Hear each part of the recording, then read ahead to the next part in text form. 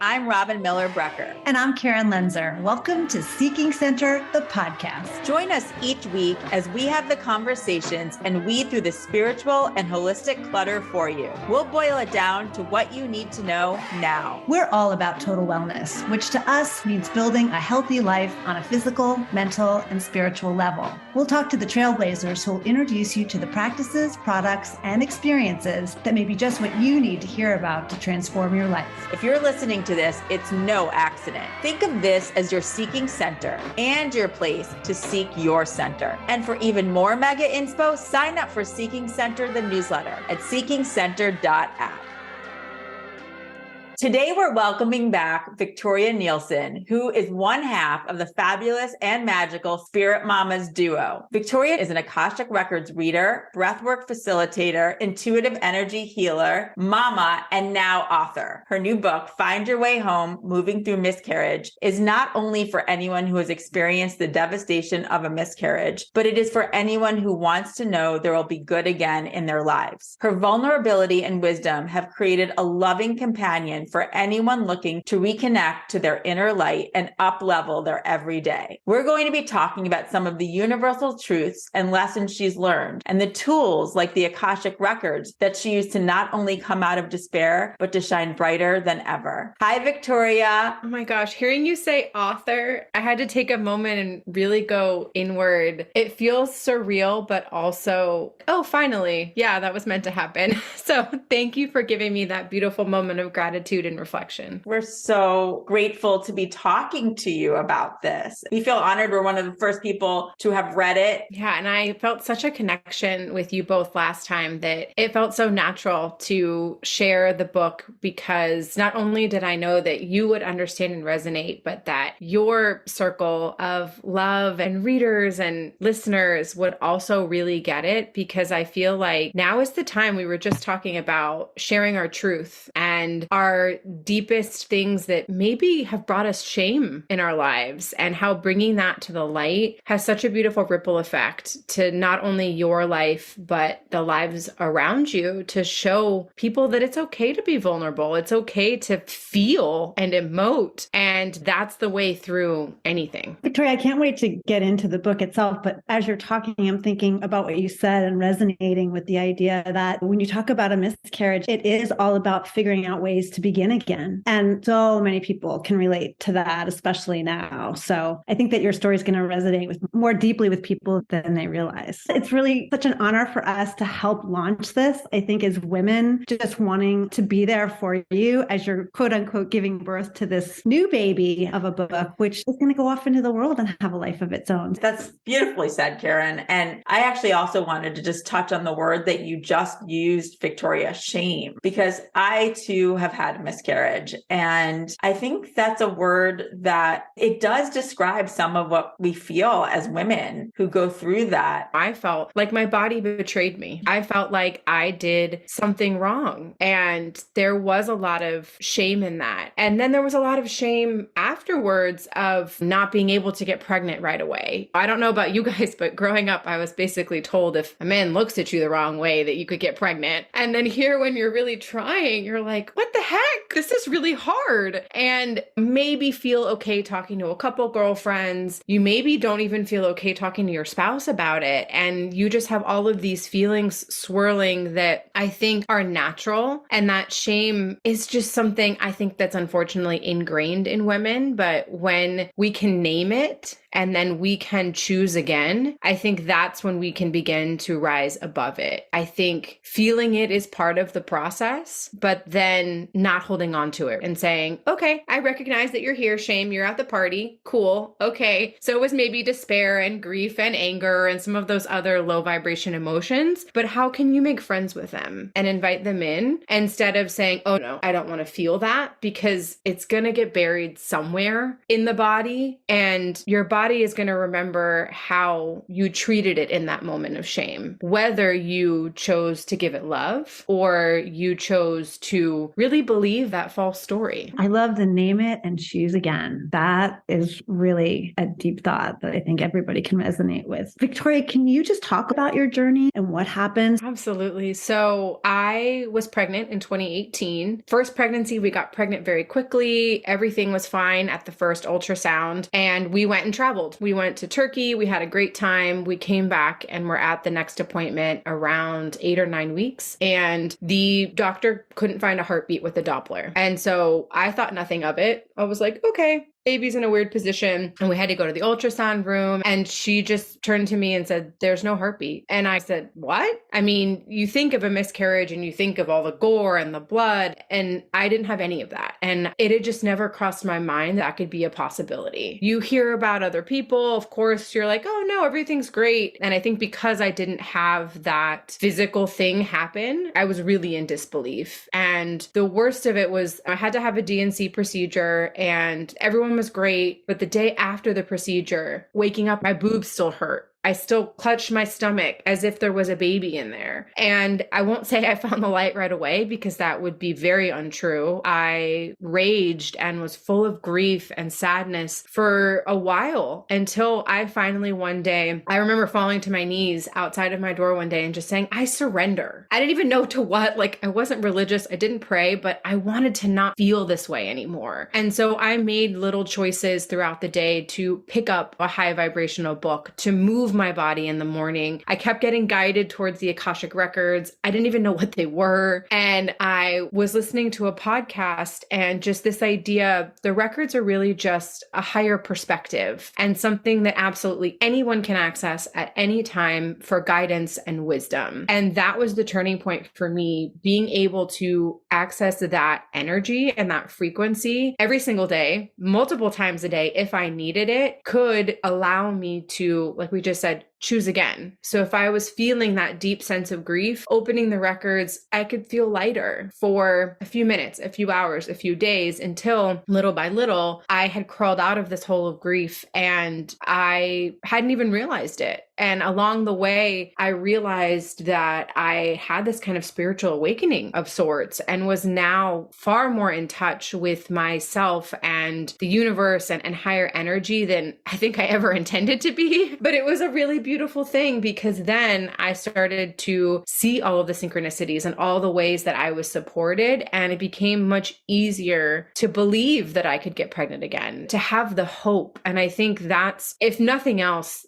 that anyone gets from the book or from my message, the hope that there is a light at the end of the tunnel, that they too will find their happiness. And the woman I am today is leaps and bounds different than that woman from 5 years ago. And I wouldn't have it any other way. One of the things that we talk about and we've been leaning into more and more is this idea of feeling and leading with your heart and allowing yourself to feel. And when we talk about that, it sometimes means feeling the pain and feeling the grief. And that takes so much strength to actually do it. But on the other side of that, there's joy, there is light. And Karen and I are always talking about how that is the experience of life. Isn't that why we're here? Even though most of us are always protecting and waiting to protect ourselves from feeling pain. Can you talk about that for a moment in regards to what you're talking about? Yes, because I've been there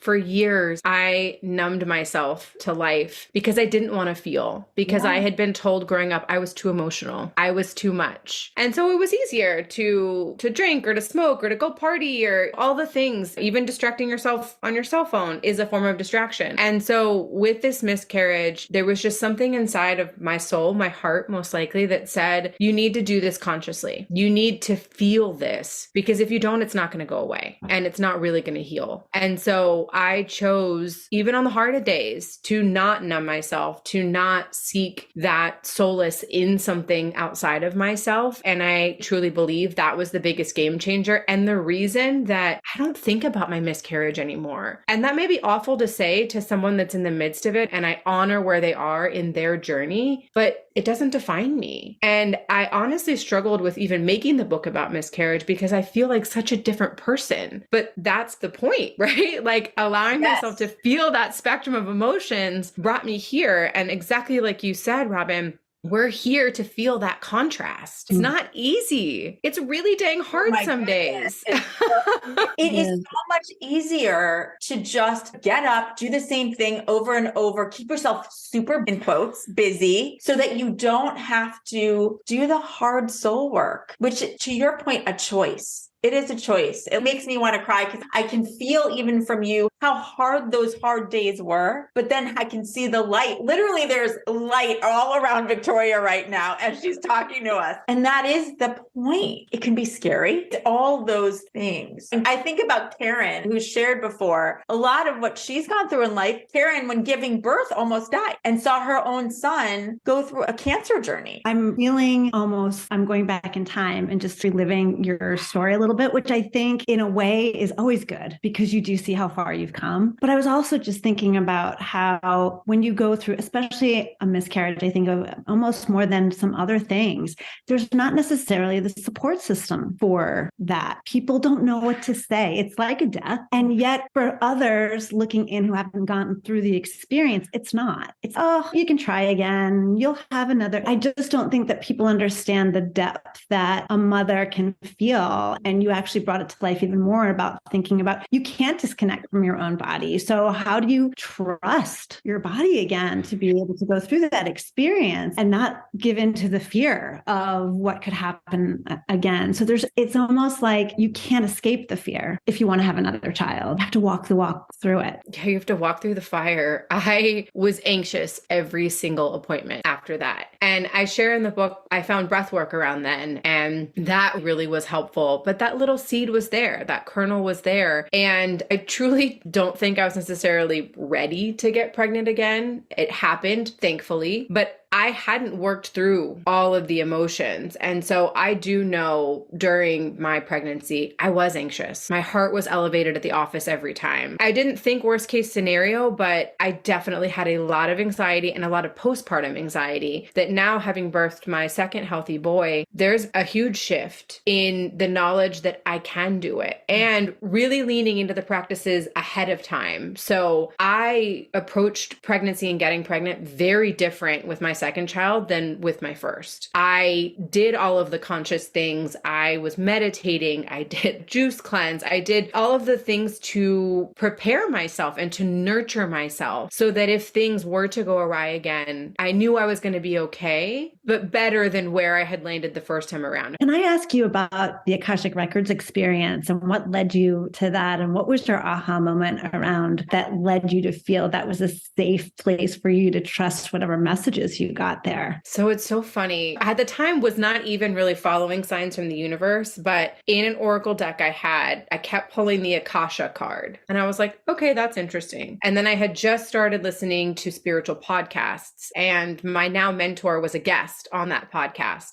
And I was like, okay, again, interesting. I'm going to just book a reading with her. I don't know why, but I was like, let's just do it. She had something available, I think the very next day. And in just her opening the records, it's an energetic frequency. So of course, the messages from her were comforting. She said I was going to be a mother. She actually even envisioned me leading circles of women before Spirit Mamas was even born. And I was like, yeah, okay. I had no clue what she was talking about. And she described it so viscerally, and I was able to tap into the feeling and the visions that she was getting. It wasn't until the end of the reading, she said, oh, by the way, I have a training that starts next week where you can learn how to read your records. Would you be interested? And I was like, actually, yes, I would be. And it was during the work day. Like it was all these things that I was like, there's no way I can make this work, but I was able to. And I think the aha moment for me was being able to tap into it at any time, that I could be feeling really icky and need some type of knowing or for love and support. And so it was there for me at any moment, at any time, at 3 a.m. when my mind was racing, in the middle of the workday, anytime I needed it, it was there. And I really came to see it as a trusted companion, and the relationship ebbed and flowed based on my ability to trust. So the more I trusted, the more I received. And I was actually able to connect as well with a female spirit who, I think she's still out there, but she was a baby of mine that came through clear as day to speak to me and tell me that her brothers were coming, that everything was fine, that she was going to come one day. And just having that direct connection to her spirit for sure was above and beyond anything I had ever experienced. That's magical. And she's still not here. Both of her brothers, I was like, it's a girl. And it was boys both times. So whether she just was meant to guide on the other side, I still feel like she will physically come in at some point. But yes, it was magical. That is quite the sign. And in terms of you trusting what you're hearing and seeing and going through that workshop that you went through, is your opinion that everybody can do this? Someone's drawn to what you're talking about and interested. How do they even start? That's one of my favorite things to do. I help women learn how to open their Akashic records now, but it's really just coming from a place of love and opening yourself up and raising your vibration in a way. There's a prayer that you say to open the records. I have now formed my own prayer from working with them, but you can use one from someone else or in a book. I actually have one in the book as well. And you just say the prayer, open your heart, and then just start asking questions. And it can feel a little bit like screaming into the void at first. You're like, am I actually doing this? Am I not doing this? And I tell my students, trust and dispel any disbelief. That's the only way this is going to work. If you come into this, your mind is naturally going to want to second guess, but we do a lot of automatic writing at first so that you're able to turn off the mind as best you can and just let the pen flow. And many times you'll see the handwriting doesn't look like yours. And the words that come through are in your vocabulary and are in your awareness because it is your energy, but they'll be presented maybe in a way that you wouldn't normally say, or depending on who you're connecting to. So the Akashic records could be your ascended masters who have never had an earthly body and tend to speak from the higher realms of you are love, you are light, those kinds of things. Then you have your teachers that are specific to you, and then your loved ones. And so any loved ones that come through, you may recognize how they talk because you have met them in your life, or you may not. They just may identify themselves as someone in your lineage. But I absolutely know that anyone can do it and that it is, of course, not gospel. So I also tell my students, don't get so attached to what you hear because they're mutable. The records are based on your energy. So any energetic work that you do to change your frequency, any choices that you make will change the outcome. I love to tell the story that Sebastian, when I asked, they said he was going to be a Sagittarius. He's a Capricorn, but I wanted that tangible, when is he going to be born? When is he coming? And the records knew I needed that in that moment to feel better and move forward. And so was the information quote unquote accurate? No, but the records will tell you what you need to know in the moment. And that's what I love about them. They're never going to share anything with you that isn't pertinent for you to know right then and there. Did you ask specific questions about the miscarriage when you went into the records? I did. So it was a lot of energy clearing, and it was so that I could better work on myself and awaken before my children came earthside. And I truly believe that Rocky, my son that's here now, it was his soul. He volunteered to come wake mommy up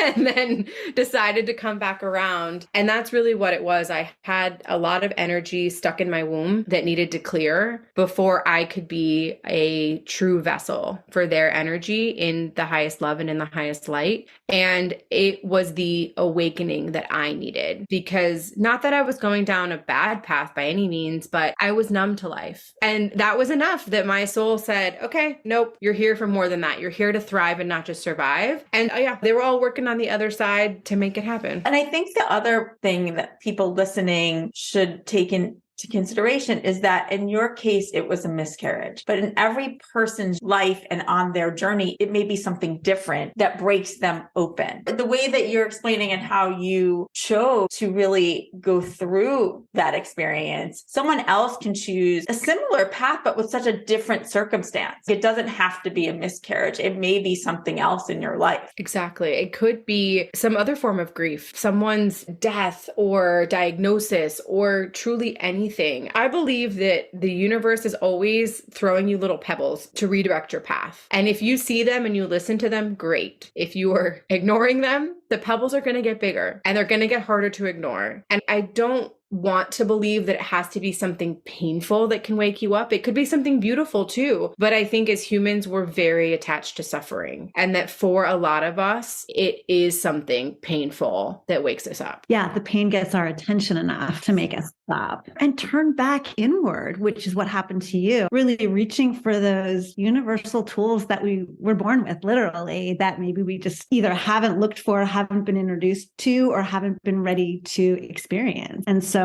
that's really what your experience was. And I think every hard, terrible situation always has that opportunity embedded in it somewhere. It's just we have to have the courage to look for it. And thank goodness that you did, because now you're able to share this with so many people who also need the same guidance and those same tools. I love that word courage because I think it's really true. And I want to remind anyone listening, that's all it takes. I'm no better. I'm no different. You can get through anything that life throws at you with that courage. And I think talking about it helps a lot as well. I didn't know so many women in my life had miscarriages until I was open about it. And I think that goes for anything in your life that, may be terrible or taboo. Opening it up and talking about it allows you to see you're not the only one that's experienced this big bad thing. Totally. What made you want to share it and really create the book in the way that you did? Because the format of it is so unique. Oh, I love that. The poems came first. So the majority of the book are poems and just words from the heart that I went back and looked at my journals from 4 years ago until now. And I found that after a meditation practice, a movement practice, anything where I was really tapping back into myself, I just had these words pour out of me. And some of them are really angry and some are really joyful and some are really powerful. And I knew I wanted to share that because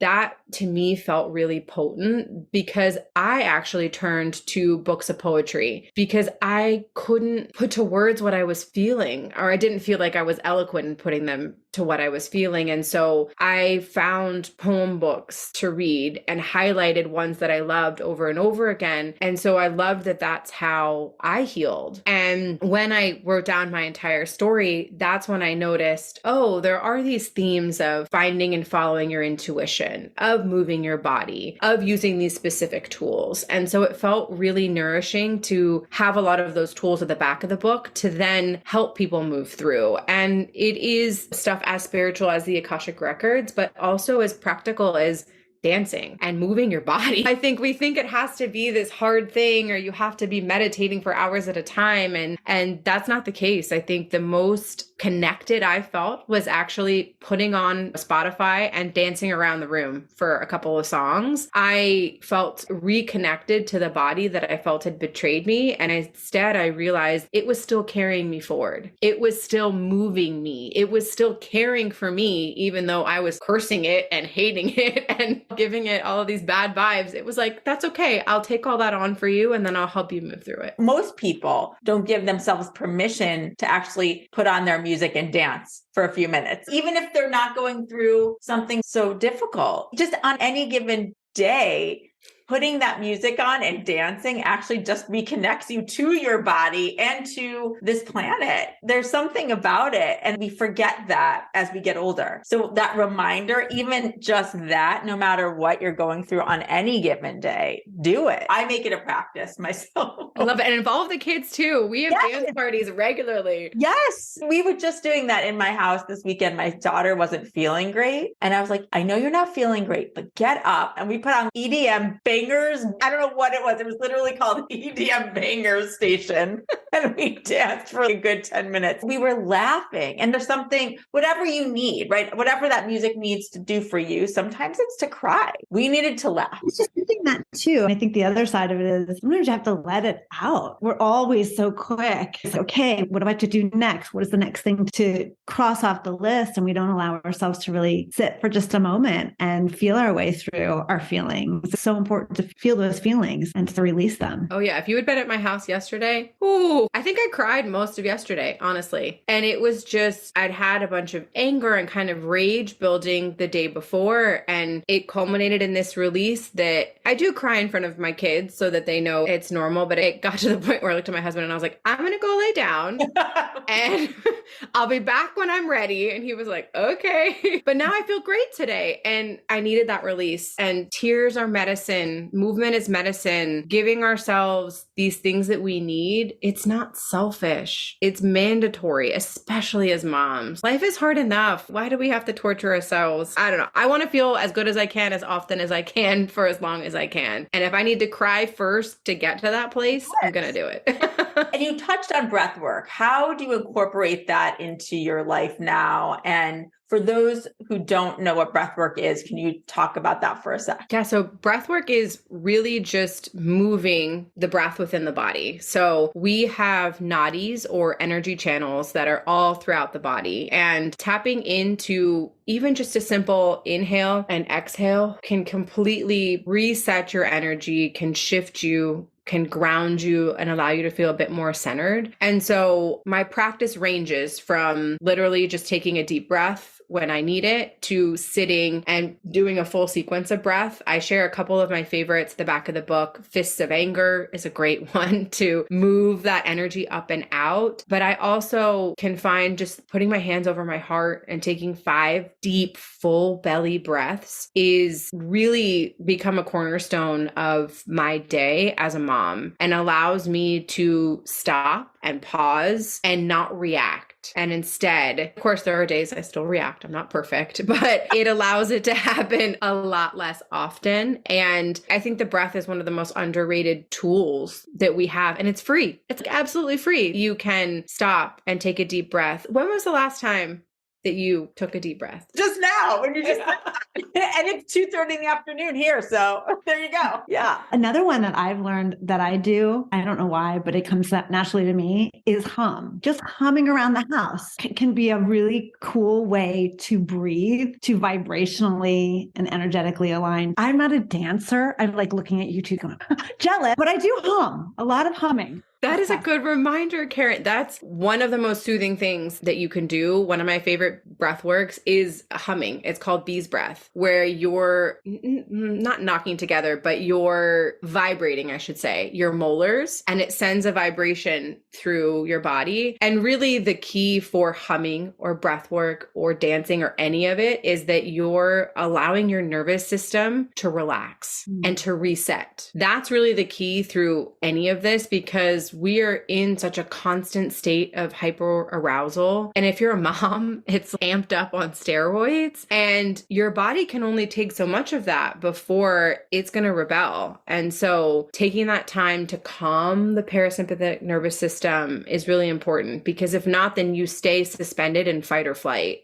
And then you're not really experiencing life. You're waiting for the other shoe to drop. And just asking us, when was the last time Karen and I really acknowledged our breath today? Isn't it strange that we don't do it? It's a really easy, important reminder for everybody. And it's a great thing to teach our children. You can teach them all these things, even showing them that you cry, all of these things that will give them the coping skills that they need. Robin came up with this question. I hope you don't mind me stealing it and asking, but I want to make sure we ask it, which is, what would you tell Victoria that was in that dark place? What would you say to her? That she is enough, and that she is worthy, and that all of the feelings that she has inside, although they feel like a tsunami right now, they will settle again, and that she didn't do anything wrong, that this was just something that happened, and that she is loved and supported, and that it's okay to feel good again. That feeling happiness doesn't mean that she has forgotten this little baby. Mothers never forget. And instead, can that happiness and that joy be a beautiful reminder of that baby instead of the other way around? Can she let that lead the way instead of the suffering or the sadness? No, I'm crying. So. I pictured my inner child a lot when I was moving through the miscarriage and after, but also writing the book. I pulled actually an oracle card from our Spirit Mama's oracle to communicate with the book when I was first writing it. And the inner child card is what I pulled. And it felt so perfect because I was really healing and speaking to that little girl, Victoria, that had always wanted to be a mother and had always dreamed of this happening. And then her dreams are crushed. And I gave her a lot of love, and that made it a lot easier to not be so hard on myself. Because when I pictured myself as that little girl with bangs and pigtails, I didn't want to be mean to her. I didn't want her to feel shame. I didn't want her to feel sadness. And so that became something that I did regularly to give back to myself in a way that I really hadn't before. Because all of us have a little inner child in us that wants to play and love and laugh. And that's another thing. When was the last time you connected with that little girl, the little Karen and the little Robin inside? Because she has a lot to say, and it tends to always be joyful. Yes. And I've actually been thinking about little Robin a lot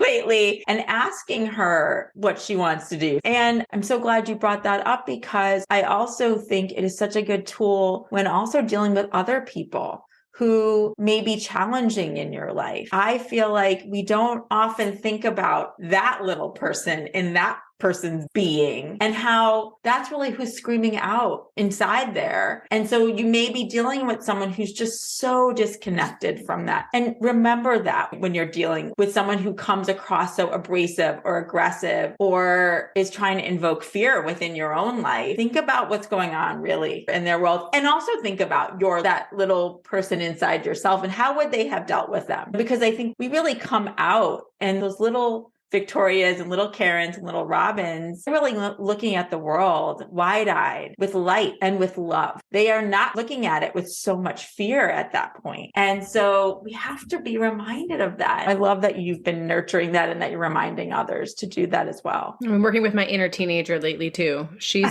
not as nice, but she also needs love.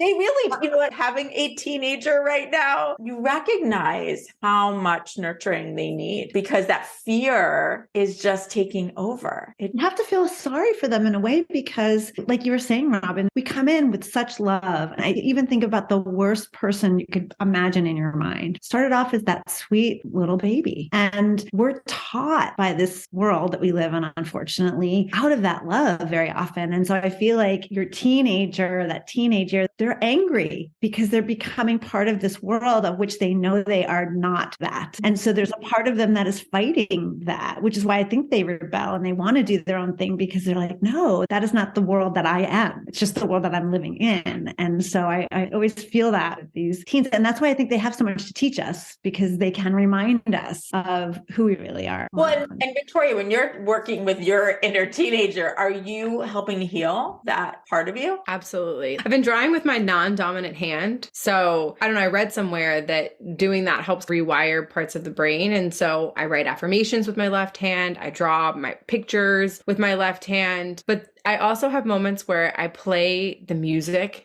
that I really loved at that age. And actually the other day, I had a moment where I was journaling and my body remembered before I remembered because I used to sit on my bed on my stomach with my hand a certain way, writing about how terrible the world was or the boys that didn't like me or whatever it was. And I found myself in that exact position with my body and I started just crying. And exactly what you said, Karen, I felt so bad for that girl who hated her body and hated her life and And it was this real healing moment for me that came because I gave myself the space to be journaling and to do it. But then my body also gave me that gift because it remembered that exact position. And it was just something that it did naturally while I was concentrating on that teenage version of me. And I think too, the anger that we talk about, it has its place. I think in teenage Victoria, it was a lot of unbridled anger. But now as this older version of me, can I use it to invoke positive change? Can I use it to, again, be that catalyst instead of having it just be, oh, she's angry and it's bad? I don't know. Lately, I've been working a lot on labels. So good and bad, what are they? They're just a construct that someone decided. So can I take that back and say, okay, anger is just anger, just like fear is fear and happiness is happiness. And how can I then move forward from that place in a positive way? Ooh, that itself is a great conversation. Yes, I agree. But I would ask for people who are listening who are in a darker place at the moment, and we've talked about a lot of ways actually to step out of that dark place. What would be the first thing you would suggest for somebody out of what we talked about, or maybe it's something we haven't, just to start cracking the door open for the light? The door for me, and I think the easiest for anyone to approach, is journaling, getting those words out on paper. It doesn't even have to be words. It could be angry scribbles, whatever it is, but taking a second to put all of that on the page is really important. It's that little crack to acknowledging how you feel. If that even feels too far, I honestly feel like a rage scream is a great place to start. And again, that feels a little, ooh, but really letting yourself primally scream moves so much and allows you to acknowledge how big this thing is that you feel. And afterwards, I would be amazed if you didn't feel at least a little bit better. Yeah, I agree. And when you don't allow yourself to do that, it just builds up so much. And then you don't know how you're going to really explode. Yeah. Or stomping your feet even. That was one when I used to have a tantrum when I was younger. I couldn't express it. And so I would stomp my feet. It's something my husband makes fun of to this day. But it's a great way to move your energy. So I think those are probably my three favorite options: stamping your feet, really jumping, going for it, primal scream, or journaling. And it could be that little baby step process, right? You can start with one on one day, one the next. You may start the primal scream in a pillow until you get to the point where you're ready to put it out into the world, but you can't let it stay within your energy and within your body. It needs a way out. And so whatever feels like a little release on the tea kettle, because to your point, Robin, the tea kettle is going to go off and you can choose whether it's going to explode shrapnel into everyone around you, or it's going to be just a little poof because you've let off enough steam for it to not explode. So how can people work with you now, Victoria? So you can visit spiritmamas.com and see what we've got going on. But I have one-on-one clients that I work with using the exact practices in the book for 4, 6, and 12-month periods. I do one-off Akashic Records readings, but I really love when someone works with me for a longer period, because then I can share all of the tools in my tool chest and figure out what works for you, and a process that works for your life and allows you to really own and be your own healer, because that's the key. I can't heal it for you. I can hold your hand and I can give you the space and support, but you have to be willing to go on the journey and do the work. And so if that's you and you're listening, I would love to hear from you. info@spiritmamas.com to inquire, or on Instagram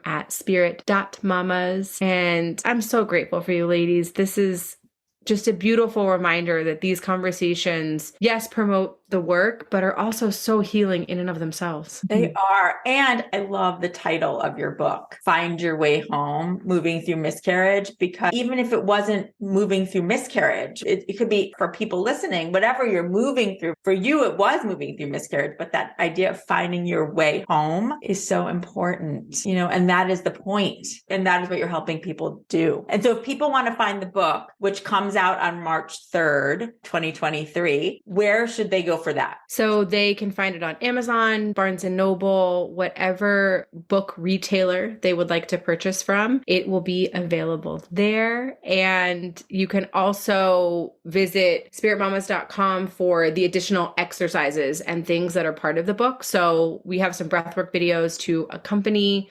everything. And I am also helping a smaller group of women that want to learn how to read their own records. We're going to launch that shortly in the next couple of months to accompany the book as well. I also just want to say, Victoria, I use your cards, the Spirit Mama cards, every single day. Yay! Every day.